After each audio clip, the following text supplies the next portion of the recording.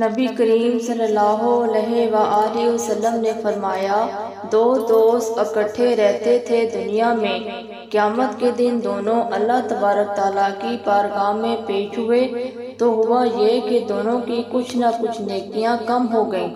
اب دونوں کو نہیں پتا علیحدہ علیحدہ کہ دونوں کے ساتھ معاملہ ایک جیسا ہو گیا، اس کا حساب وہاں ہوا اور اس کا حساب یہاں ہوا۔ دونوں 20% نیکیاں ڈھونڈ رہے تھے، دونوں کو نہیں ملی۔ راستے میں دونوں کی ملاقات ہو گئی۔ تیرا کیا بنا؟ اس نے کہا، یار 20% کمی رہ گئی۔ اور تیرا کیا بنا؟ کہا 20% کمی رہ گئی۔ اب دونوں دوست تھے، دنیا میں بھی سودا نیکی کا اور آخرت میں بھی نیکی کام آ گئی۔ فرماتے ہیں اس نے اس کو نیکیاں دے دیں، وہ جنت کے دروازے پہ گیا تو اس کے دل میں خیال آیا کہ میں کتنا خود غرض ہوں، اس نے نیکیاں دے کر مجھے بھیجا اور میں نے اس کا سوچا ہی نہیں۔